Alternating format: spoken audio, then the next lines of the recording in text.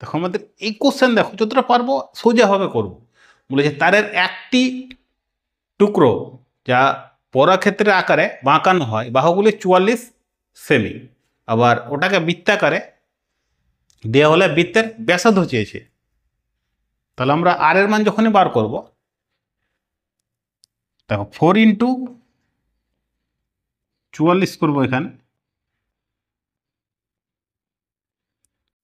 2 into পায়ের মান direct বসিয়ে দেবো 22/7, আর এখান থেকে আমরা আর এর মানটা বার করব।